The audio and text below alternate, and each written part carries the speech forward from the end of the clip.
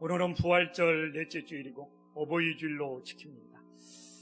저는 참 오늘 성가대 찬양을 들으면서도 또 이 주보에 나와 있는 어머니라는 글을 떠올리면서도 저의 어머니가 떠오릅니다. 저의 어머니를 떠올리면 그리움이 앞서고 참 눈물이 제 눈가에 맺힙니다. 정말 우리 어머니는 체구도 왜소하고 가녀린 몸이었는데 이 세 아들을 키우기 위하여 지금 떠올려봐도 혼신의 힘을 다하셨던 그 어머니의 모습이 늘 5월이 되면 그리움이고 눈물입니다. 그 어머니의 그리움, 어머니의 눈물을 참 제가 결혼하고 성년이 되어서 어떻게든 보답해드리고 싶은데 그 어머니는 늘 안 계셔서 이렇게 5월이 되고 어버이줄이 되면 늘 어머니에 대한 그 그리움과 눈물이 가슴에 맺힙니다. 제가 늘 이렇게 또 5월이 되면 떠오르는 분이 한 분 있는데 제 목회의 스승이었던 이중표 목사님입니다. 이중표 목사님은 어버이줄이 되면 단골 메뉴가 있어요. 늘 아버님 이야기를 합니다.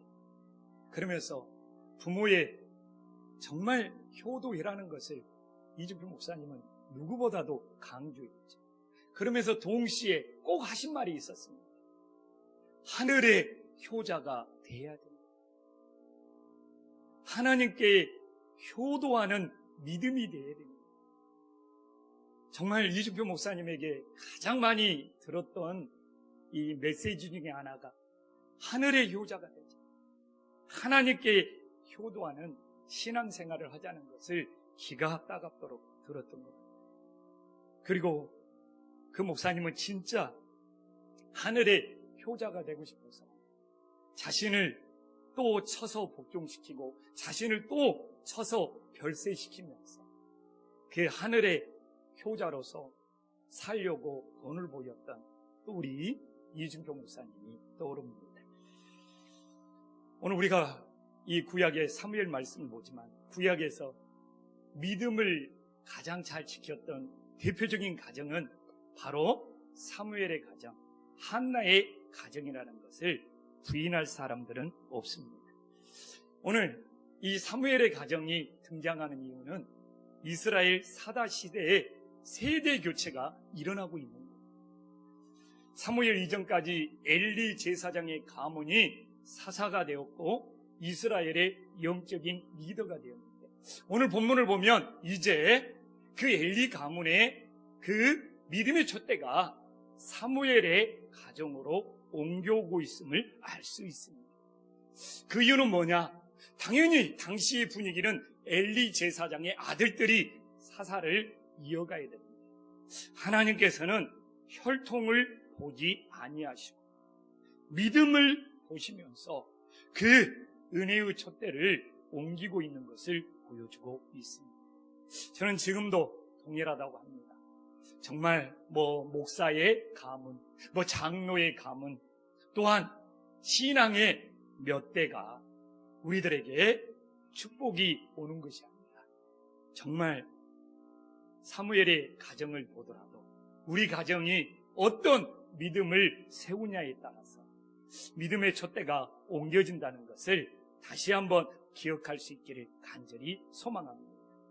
우리는 사무엘이 하나님의 위대한 종이, 하나님의 위대한 선지자, 하나님의 위대한 사사가 될 수 있었던 것은 그의 어머니 한나 때문이라는 것을 우리 모두는 다 기억하고 있습니다. 오늘 이 가정의 달에 또 특별히 이 어버이 주일에 이 사무엘의 어머니 한나는 어떤 믿음을 가졌기에 그의 가정을 축복의 가정으로 세웠는지 깨닫고 우리들의 삶에 적용할 수 있는 믿음의 세대들이 될 수 있기를 간절히 소망합니다. 오늘 본문은 두 사람이 대조적으로 나오고 있습니다. 사무엘상 1장 2절에 보면 엘가나에게 바로 두 명의 아내가 있었는데 한 사람은 한나요, 또 한 사람은 분인나로 나오고 있습니다. 근데 두 사람이 하나를 가진 것이 있으면 하나가 없어요. 한나는 하나님이 자식을 주시지 않았습니다. 그러나 남편의 사랑은 받고 있어요. 그러나 분인나는 하나님이 자식들은 많이 주었습니다. 그러나 한나만큼 남편의 사랑을 받지 못하고 있어요. 어느 것이 더 좋냐? 따지기 힘들어요. 자식은 없지만 남편의 사랑을 받는 것이 좋냐?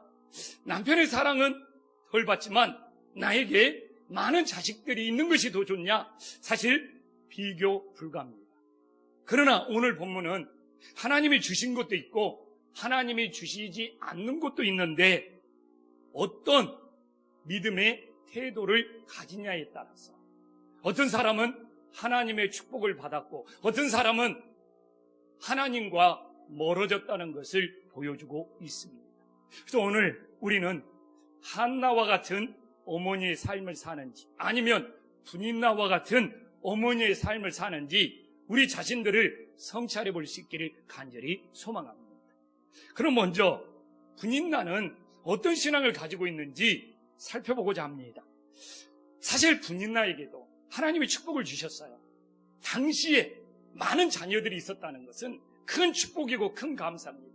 근데 자기 분인나는 하나님이 주신 것들에 대하여는 전혀 감사하지 못하고 하나님이 주시지 않는 없는 것들에 대하여 유난히 원망하고 불평하는 것이 크게 부각되고 있습니다. 그렇다고 분인나가 남편의 사랑을 전혀 못 받았느냐? 꼭 그런 건 아니에요. 어떻게 보면 당시에 엘가나는 굉장히 젠틀하고 어떻게 보면 공평한 사람이었습니다. 1장 4절을 보더라도 분인나를 홀대하고 분인나의 자녀들에게 분깃을 안 나눠주고 그런 치사한 아버지, 치사한 남편은 아니었습니다. 분인나에게도 또한 그녀의 자녀에게도 하나님께 예배, 하나님께 제사를 드리고 난 이후에는 충분히 공평하게 다 분깃들을 나눠줬습니다. 그리고 한나는 자녀들이 없지 않습니까? 그래서 분인나보다 2배를 갑절을 5절에 보면 나와 있지만 준다고 할지라도 분인나의 그 자녀들까지 포함하면 한나가 과도하게 가져간 것도 아닙니다. 그래서 제가 봤을 때는 분인나가 그래 나는 많은 자녀들이 있고 또 내 자녀들이 분깃을 받았기 때문에 자녀들이 없는 한나가 남편에게 위로를 받고 나보다 2배 가져가는 거 이해하려고 맘만 먹으면 충분히 이해할 수가 있는 것입니다. 그러나 분인나는 하나님이 자신에게 주신 것에 대해서는 조금도 감사하지 못하고 본인이 남편의 사랑을 한나에게 빼앗겼다. 그 시기, 그 질투에 상대방을 괴롭히는 삶을 살고 있음을 우리들에게 보여주고 있습니다. 그런데 그녀가 피해의식을 가지고 한나를 괴롭히면 괴롭힐수록 그녀의 인생은 하나님과 점점 멀어지고 하나님 관심 밖으로 벗어났다는 것을 성경은 우리들에게 보여주고 있습니다. 근데 한국 교회가요, 그래도 우리 교회는 좀 덜 그러는데 분인나 같은 신앙들이 좀 정서적으로 깔려 있어요. 분인나가 남편의 사랑을 누가 더 받느냐 따졌듯이 이상하게 교회에서도 목사의 사랑을 어느 성도가 누가 더 받느냐 이렇게 좀 따지면서 시기하고 질투하는 묘한 분위기가 있어요. 목사가 본인들 남편도 아닌데. 진짜 한신교회는 그런 분위기가 덜해서 하나님 앞에 너무 감사드립니다. 그런데 이상하게 한국 분위기는 이게 분인나처럼 누가 담임 목사의 관심을 받고 담임 목사의 사랑을 더 받느냐 이런 것들을 따지면서 그 시기와 질투로 불필요한 신앙의 소모전을 벌리는 경우가 의외로 많습니다. 근데 우리는 한 걸음 더 나아가서 예수님의 사랑을 누가 더 받느냐 따질 필요도 없는 거예요. 사실 내가 여기서도 조영식 목사가 예수님의 사랑을 더 받고 있다. 이건 영적인 교만이고 영적인 착각이에요. 예수님은 공의로운 사랑을 주시는 분이에요. 오늘 여기 있는 누구에게 사랑을 더 주고 덜 주는 그런 예수님이 아니에요. 저 그런 예수님이면 안 믿습니다. 예수님은 모든 사람에게 동일한 사랑을 주십니다. 그런데 왜 우리에게 사랑의 차이가 나느냐? 내 믿음의 그릇이에요. 내가 어떤 신앙의 그릇을 준비했느냐? 거기에 따라 예수님의 사랑이 얼마나 채워지는 것이냐? 이게 결정되는 것이지, 우리 예수님이 누구를 더 사랑하고 누구를 덜 사랑하고 그런 하나님, 그런 주님이 아니신 거예요. 어떻게 보면 우리 믿음의 그릇에 따라 주님의 사랑을 오늘도 더 받는 사람이 있고, 믿음의 그릇이 적어서 주님의 사랑을 덜 받는 사람도 있는 것이죠. 예수님께서 결국 우리를 차별하시는 그런 분이 아님을 다시 한번 기억할 수 있기를 간절히 소망합니다. 그럼 오늘 우리는 어떻게 해야 됩니까? 누가 분인나처럼 담임 목사의 사랑을 더 받냐 따지는 것이 아니라, 우리들의 믿음의 그릇이 예수님의 사랑을 충만히 받아갈 수 있는 복된 예배가 될 수 있기를 간절히 소망합니다. 그러면 한나는 어떤 신앙을 가지고 있었습니까? 오늘 봐보십시오. 이야, 1장 6절에 보면 세상에, 내 인생에, 내 주변에, 내 가족 중에 분인나 같은 사람이 나를 괴롭힌다면 하루하루를 어떻게 살아갈 수 있을까? 오직 있으면 그의 적수 분인나가 그를 심히 격분하게 하여 괴롭게 하였다라고 말하고 있습니다. 야, 이 분인나의 이 시기와 질투로 한나를 얼마나 괴롭혔으면, 오늘 우리가 사무엘상 1장 15절이나 16절에 보면 이 한나가 얼마나 슬픈 여자인지, 마음속에 얼마나 큰 원통함이 있었는지 우리는 다 엿볼 수가 있습니다. 정말 우리도 마찬가지죠. 가정에서나 교회에서 신앙생활을 하는데 주변에서 분인나처럼 시기하고 질투하고 괴롭히는 그런 신앙이 있으면 정말 교회 생활이 견디기가 힘들 겁니다. 이럴 때는 옆 사람 살짝 쳐다봐요. 그리고 인사 한번 나누겠습니다. 당신은 분인나가 아니시죠? 예, 예. 우리 긍정적으로. 당신은 분인나가 아니시죠? 예. 그래서 저도 생각을 해봤어요. 김포 한신교회에서 분인나처럼 저의 목회를 괴롭히는 사람이 있으면 내가 목회를 어떻게 감당할 수 있을까? 근데 한나는 이걸 감당을 했어요. 그녀는 분인나에게 그렇게 괴롭힘과 시달림을 받았음에도 불구하고 낙심하거나 좌절하거나 그의 인생을 포기하지 않았어요. 이 분인나의 괴롭힘, 분인나의 시달림에 대하여 사무엘상 1장 22절에 보면 놀라운 메시지를 전해주고 있습니다. 어떤 메시지를 전해주고 있어요? 분인나의 괴롭힘이 한나에게는 어떤 일이 일어났습니까? 하나님께 더 오랫동안 기도하는 놀라운 기회가 되었음을 깨달으시기를 간절히 소망합니다. 그래서 저도 만약 김포 한식교에서 조영식 목사를 분인나처럼 괴롭히는 사람이 있다면 한나처럼 하나님께 더 기도하는 기회가 돼야 되겠구나. 그래서 그렇다고 조영식 목사 기도시킨다고 저를 괴롭히는 장로님들이 되지 않기를 간절히 부탁드립니다. 먼저 기도할게요. 근데 만약이죠. 만약 한나가 하나님께 기도하지 않고 분인나에게 맞대응했다고 생각해 보십시오. 그 여자가 그 여자입니다. 뭐가 달라요? 똑같아지는 거지. 그러나 한나는 분인나의 괴롭힘에 분인나와 다투거나 맞대응하지 않고 오히려 하나님의 성전에 더 오랫동안 머물면서 하나님께 더 기도하니까 하나님이 어떤 은혜를 주셨습니까? 1장 19절에 나오죠. 하나님이 그녀를 생각하신 거예요. 하나님이 그녀를 생각하셨다는 것은 하나님이 그녀의 기도에 응답하셨다는 거고 하나님이 그녀를 축복하셨다는 거예요. 근데 분인나의 괴롭힘에 두고 보자 같이 맞불을 지켰다면 이 한나가 하나님의 이 축복을, 하나님이 생각해 주시는 이 놀라운 은혜를 받았겠느냐 이거예요. 사람들이 나를 생각해 주고 기억해 주는 것도 감사한 일입니다. 한나처럼 하나님께서 우리들의 기도를 들으시고 우리들을 생각하시고 우리들에게 응답해 주신다면 그것이 바로 가장 복된 인생이 됨을 다시 한번 기억할 수 있기를 간절히 소망합니다. 참 벌써 우리가 창립 77주년이 되나니까 제가 한 이야기는 아주 훨씬 아마 15년이 지났나요? 예전 이야기가 되어버렸네요. 교회 개척하고 몸이 힘들지는 않았어요. 마음이 힘들었습니다. 사실 여러분이 앉아있는 장애자를 가지고 내 등에 혼자 등짐을 얻고 본당에서 밖으로 내서 중고의자를 갖고 왔거든요.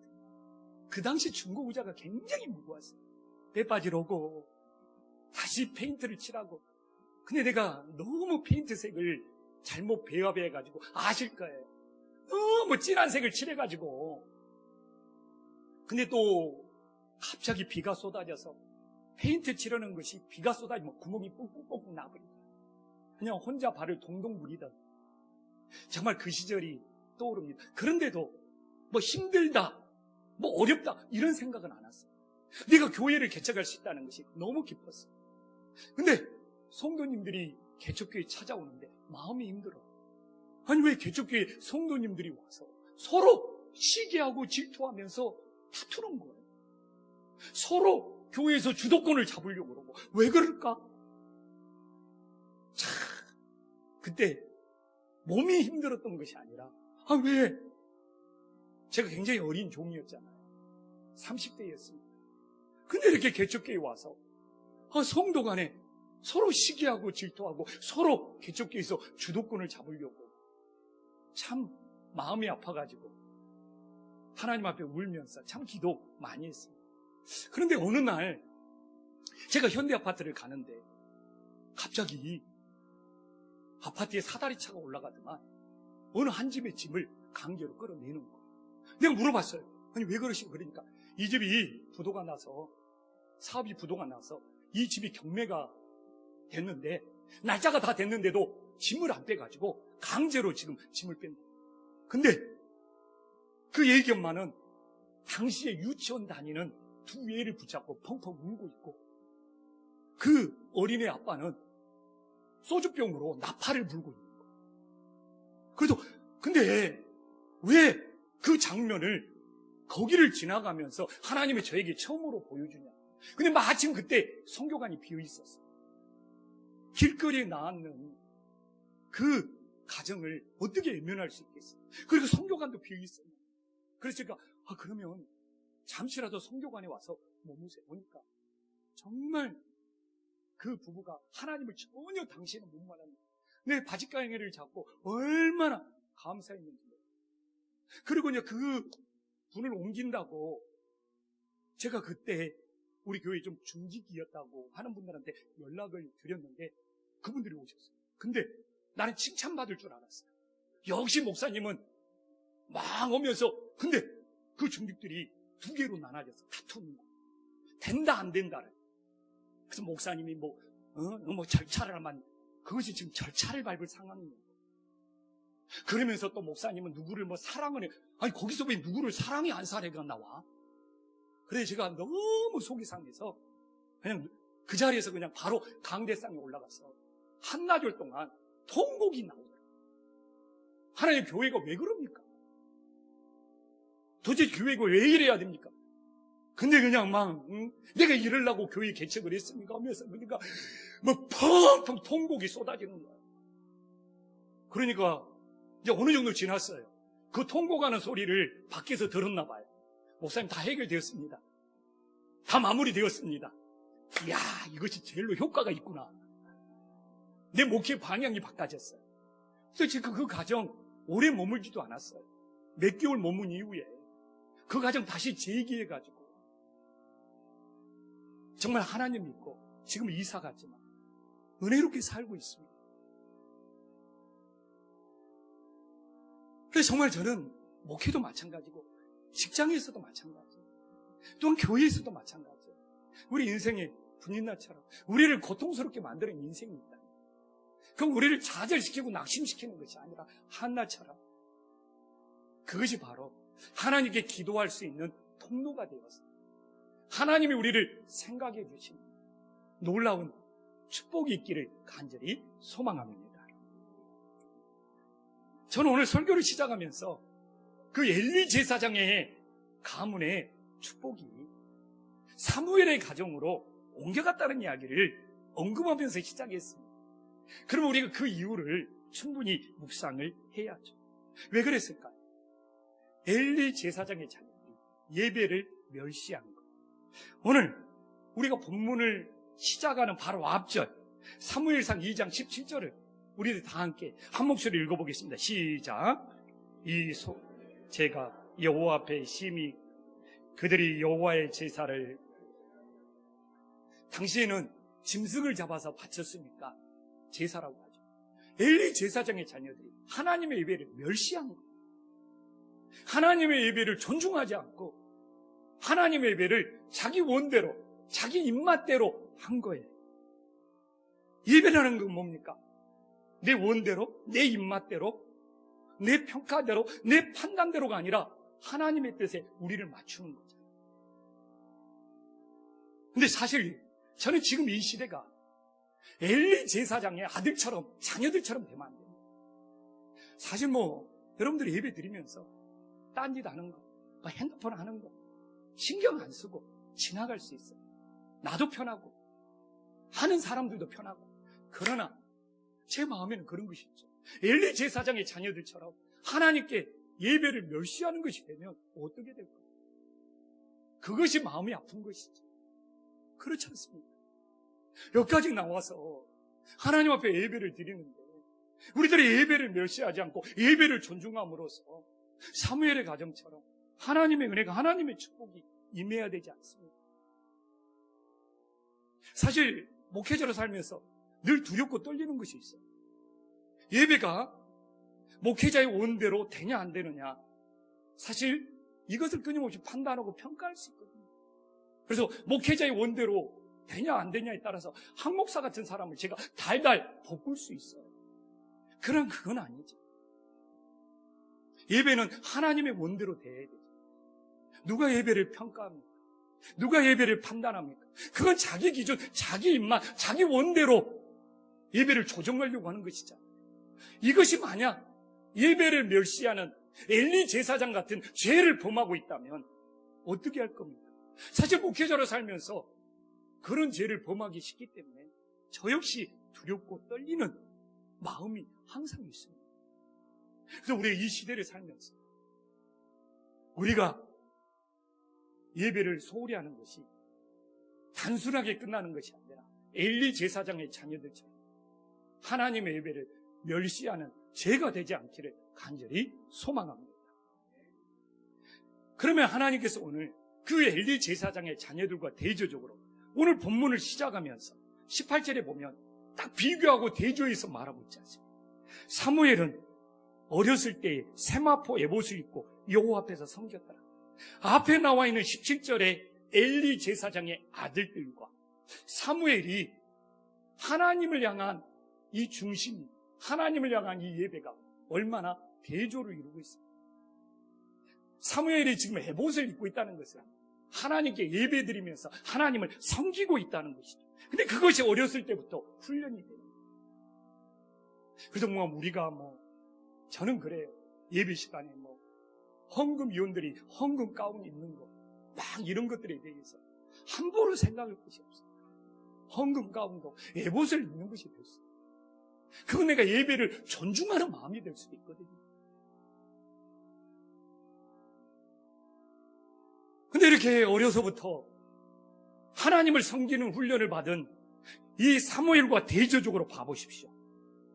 사무엘상 2장 15절에 봐보십시오. 우리가 많이 읽을 수도 있는데 엘리 대제사장의 아들은 뭡니까? 자기들을 먼저 대접해라는 거예요.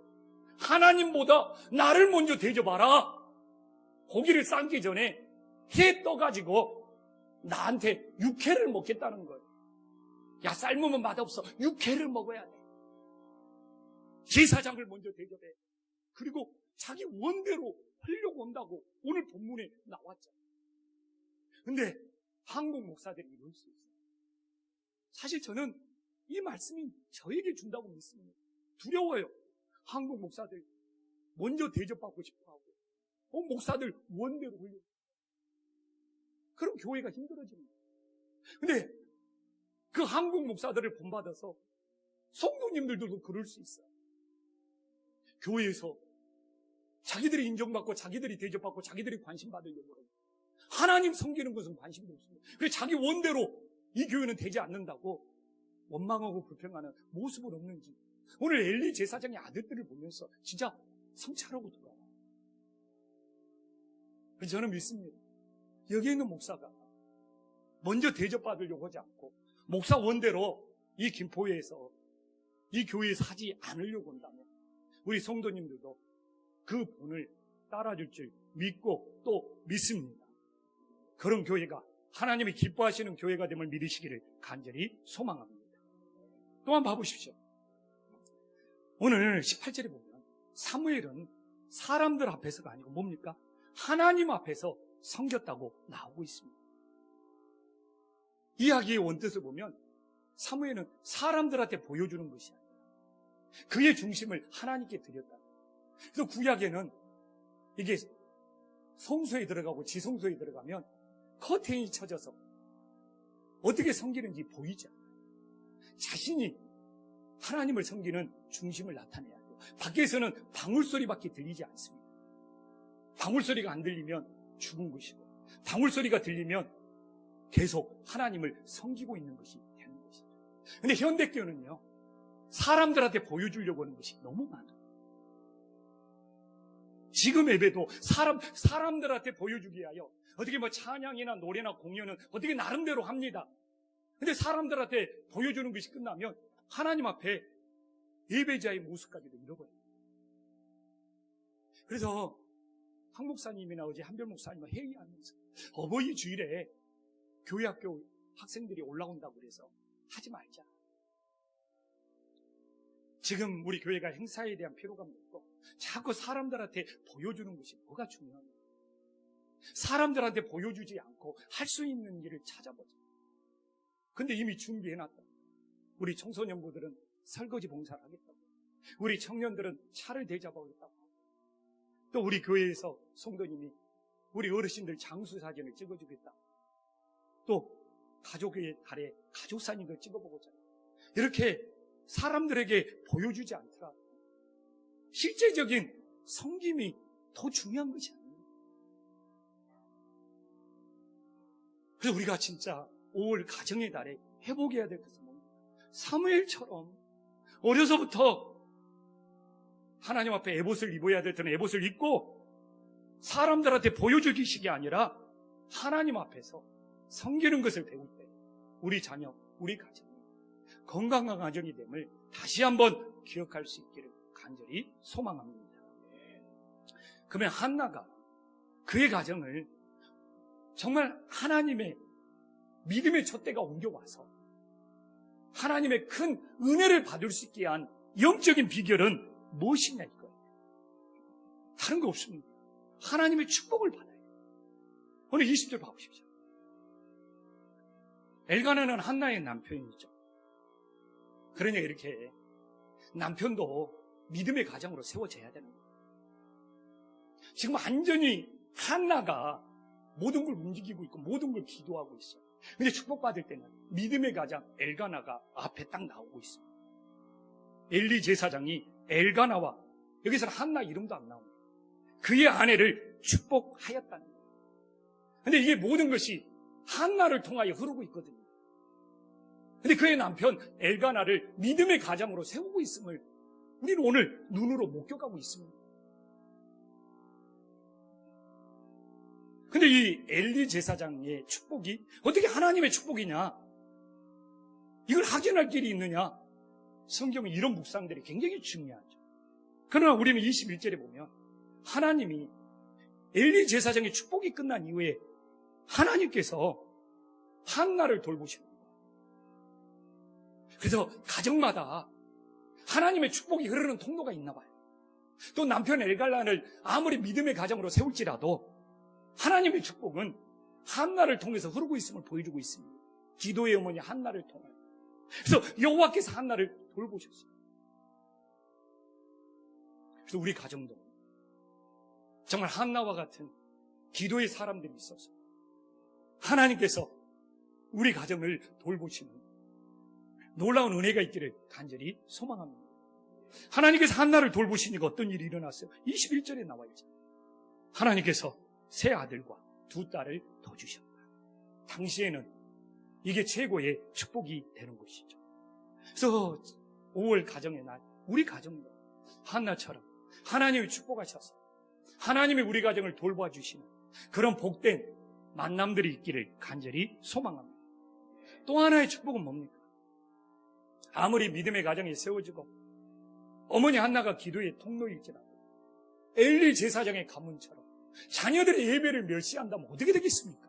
근데 오늘 21절에 보면 사무엘이 하나님 앞에서 자라나고 있다는 것을 보여주고 있습니다. 여기서 하나님 앞에서 자라난다는 것은 무엇입니까? 육신, 몸만 자라난다는 것이 아니라 사무엘이 영적으로 믿음도 자라난다는 것을 강조하고 있는 거예요. 우리 가정을 돌아봐야죠. 늘 우리 교육자들하고 이야기를 나눠봅니다. 중간고사, 기말고사, 시험만 있습니다. 애들이 교회를 안 나온다는 거예요. 지금 이 시대의 부모들이 자녀 세대들을 믿음으로 키우기 위하여 오늘 사무엘처럼 하나님 앞에서 영적인 믿음으로 자라나게 하는 일에 얼마나 관심이 있는가. 우리 교회 학교에서 교육부 예배 1시간이 그들을 바꿔달라. 그것도 시험 기간이네, 무슨 행사가 있네 하면 쏙쏙 빠집니다. 어려운 일이에요. 이 시대에 자녀들의 교육은 한나처럼 부모 세대가 이 자녀 세대를 하나님 앞에서, 여호와 앞에서 육신만, 또한 세상의 학업만 자라나게 하는 것입니다.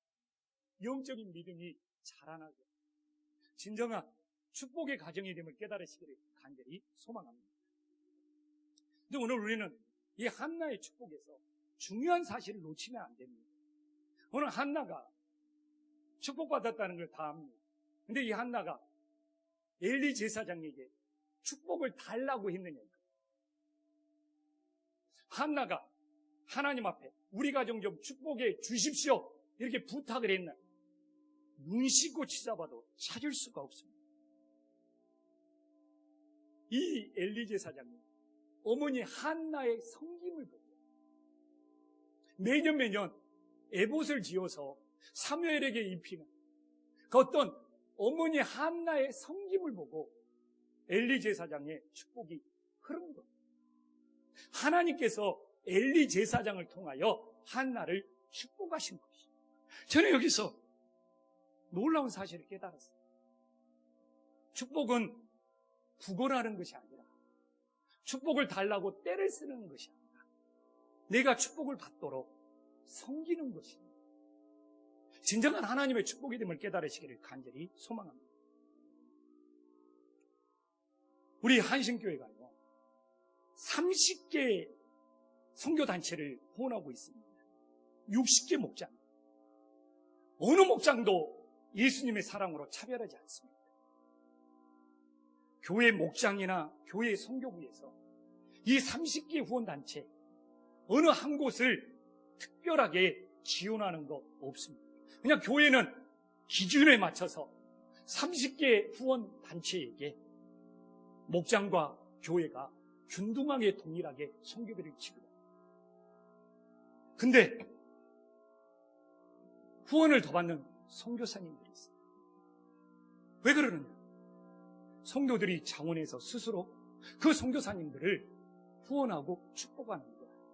뭘 통해서? 많은 선교사님들이 수고하고 헌신하지만 성도님들 마음속에 어느 선교사의 그 섬김이, 그 헌신이 본인들을 감동합니다. 그래서 그 본인들의 마음에 있는 축복이 선교지에서 열심히 섬기는 선교사님에게 흘러가는 거예요.